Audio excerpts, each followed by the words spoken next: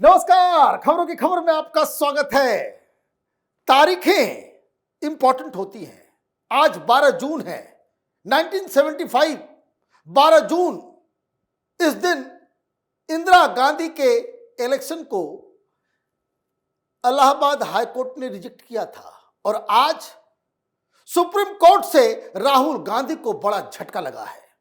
अभिषेक मनु सिंह भी वहां पहुंचे थे कि मीनाक्षी नटराजन के साथ उनके अधिकारों का हनन हो रहा है। जिस तरीके से उनके नॉमिनेशन को रिजेक्ट किया गया वो माय लॉर्ड बड़ा गलत है, लेकिन जजेस ने डांट के भगा दिया कि बेकार की बात क्यों करने आए हो, गलती आपकी है और आप इसमें जो रिट पिटीशन डाले हो और इंटरवीन करने के लिए कह रहे हो, संविधान तो अलाउ ही नहीं करता है। आप वो काम कर रहे हो जो संविधान अलाउ नहीं करता। भाई, किसने आपको कहा था कि आप अपनी जानकारी जो है केसेस के आप नहीं दें?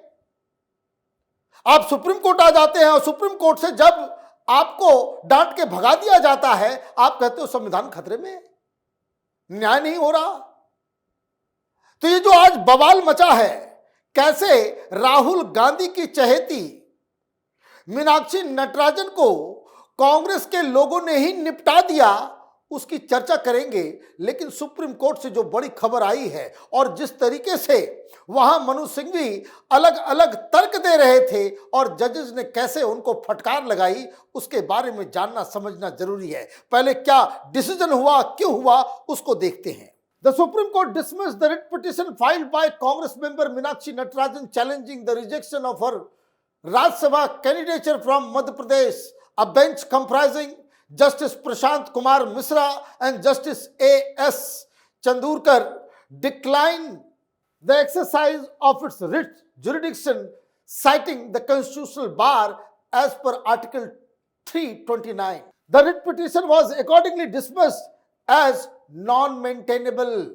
The bench rejected the argument of the petitioner that Article 32 can be invoked to cure glaring and manifest error in the rejection of nomination. आप गए आर्टिकल 32 का रिट पिटिशन, हमारा फंडामेंटल राइट जो है वो हनन हो रहा है उसका। मुझे समझ में नहीं आता है, चुनाव लड़ना कब से ये फंडामेंटल राइट हो गया? भाई, चुनाव लड़ना कोई फंडामेंटल राइट थोड़ी है। ये जाकर के वहां चले गए उन्होंने कहा कि नहीं, हम नहीं कर सकते। भाई, आप इलेक्शन का प्रोसेस चल रहा है और सबसे बड़ी बात, क्या गलती पे गलती आप कर रहे हो? तो सबोटाज का पूरा मसला नजर आ रहा है। एक तो मीनाक्षी नटराजन के खिलाफ सारे सबूत कागजात कांग्रेसियों ने तेलंगाना से मध्य प्रदेश भेज दिया, बीजेपी के हाथ दे दिया और वकीलों की टीम वो तब सुप्रीम कोर्ट आप पहुंच रहे हो जब ऑलरेडी रिजल्ट अनाउंस कर दिया गया कि 3-3 बीजेपी के जीत गए। फिर उसके बाद आप फंडामेंटल राइट को लेकर के आप सुप्रीम कोर्ट में क्या करने के लिए गए थे? अब तो आपको एक इलेक्शन पिटीशन डालना पड़ेगा ना, वो भी हाई कोर्ट में।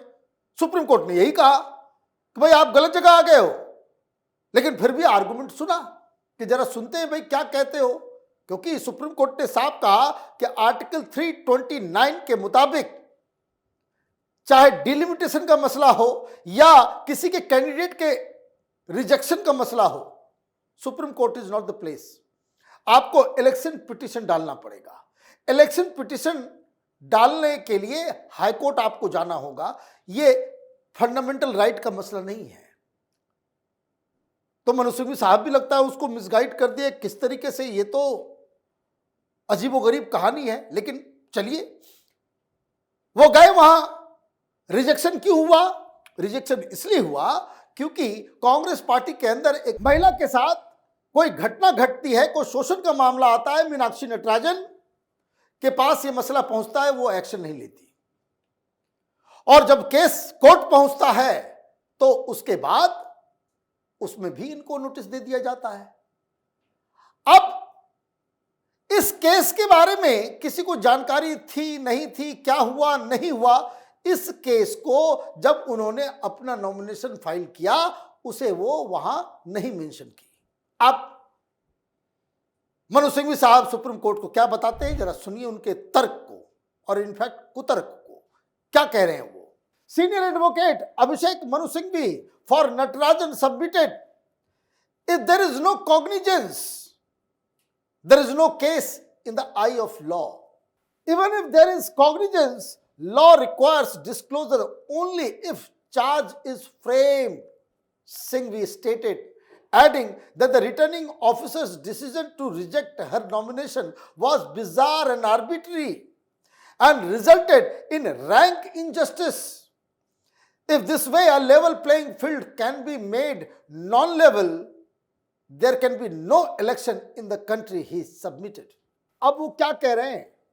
वो कह रहे हैं कि देखिए, कोई इनके खिलाफ जो है कोई मामला कॉग्निजेंस नहीं लिया गया है, कोई चार्जशीट दायर नहीं की गई है, ये सारी बातें उन्होंने कह दिया। और ये भी कहा कि अनटिल अनलेस कोर्ट किसी क्राइम में किसी भी व्यक्ति को के क्राइम का कॉग्निजेंस नहीं लेती, तब तक उसे डिक्लेयर करने की जरूरत नहीं है। अब इस कहानी में क्या हुआ है कि नोटिस भेजा गया, कोर्ट ने उन्हें नोटिस भेजा। तो जैसे ही ये आर्गुमेंट दे रहे थे, दो आर्गुमेंट, एक तो फंडामेंटल राइट का कि हमारा अधिकार जो है वो छिन गया है, ये हुआ है, वो हुआ है, और दूसरा वो ये तर्क दे रहे थे कि अगर मामला कोर्ट के अंदर है भी तो उसे इलेक्शन कमीशन में डिक्लेयर करने की आवश्यकता नहीं है, क्योंकि कोई चार्जशीट नहीं, कोई कॉग्निजेंस नहीं लिया गया है हमारे जो मीनाक्षी नटराजन के नाम पे। लेकिन जैसे ही उन्होंने ये बात कही, फौरन जज साहब ने फटकार लगा दी। कोर्ट की तरफ से क्या कहा गया? कोर्ट ने कहा, the court noted that while charges have not been framed in the case against Meenakshi Natarajan, a summons has been issued to her. Justice Misra said that a court issues a summons only after applying its mind. The court said in its order, the court has taken cognizance of complaint filed and summons have been issued for her to appear. Therefore, the case is pending before the court. The court added that her written statement was filed before the magisterial court and therefore she has full knowledge of the case. Justice Mishra ने क्या कहा? उन्होंने कहा कि आपको समन भेजा गया, तो समन जो भेजा गया तो वो ऐसे ही कोई कोर्ट थोड़े समन भेजेगा, they have applied their mind. तो इसका मतलब है कि ऑलरेडी कॉग्निजेंस हो गया। नंबर दो कि आपने रिटन सबमिशन भी दिया, आपने अपना पक्ष लिख करके लिखित में कोर्ट में जाकर के आपने दिया। इसका मतलब ये है कि आपकी जानकारी में ये सारी कहानी है, ये केस के बारे में आप पूरी तरीके से अवेयर है। आप ये नहीं कह सकते कि हमें मालूम नहीं था, कोई पीछे से हमारा नाम डाल दिया, ना मैं कोर्ट गई ना कुछ हुआ। आपने रिटन सबमिशन भी दिया, इसीलिए ये मामला नहीं बनता है। कहानी आपकी खत्म हो गई, अब रिजेक्ट हो गया। कांग्रेस पार्टी आंदोलन कर रही थी। कांग्रेस पार्टी क्या आंदोलन करेगी? सारे लोग इस बात के लिए कि चूंकि ये बड़ी चहेती हैं राहुल गांधी की, मीनाक्षी नटराजन बड़ा मान सम्मान देते हैं राहुल गांधी। उनको लगता है कि कोई बहुत बड़ी कोई जो है ना मदर टेरेसा है कांग्रेस पार्टी की मीनाक्षी नटराजन, और उनको बहुत वैल्यू मिलता है। हालांकि तेलंगाना में सारे लोग, मुख्यमंत्री से लेकर के सारे लोग परेशान हैं इनसे, और यही वजह है कि इनके खिलाफ जो तमाम कागज जो है वो निकल गया। अब राहुल गांधी को खुश करने के लिए इस मसले पे कई सारे लोग कहीं कहीं आंदोलन वगैरह कर रहे हैं। अब सुप्रीम कोर्ट का फैसला आ गया, मीडिया वाले गए मीनाक्षी नटराजन के पास। अब आप देखिए, ये संविधान बचाने और डेमोक्रेसी बचाने की बात करने वाले लोग, सुप्रीम कोर्ट का फैसला आया, बड़ा तार्किक फैसला है। क्या मालूम नहीं है आर्टिकल 329 क्या कहता है? क्या इनको मालूम नहीं कि भाई आपने जानकारी छिपाई? तो उतर गई कांग्रेस पार्टी नटराजन के पास, मीडिया वाले गए तो नटराजन का बयान आ गया। देखिए, सुनिए कि किस तरीके से ये लोग एनआरकी फैलाना चाहते हैं। सुप्रीम कोर्ट के ऊपर भी भरोसा नहीं है इनको।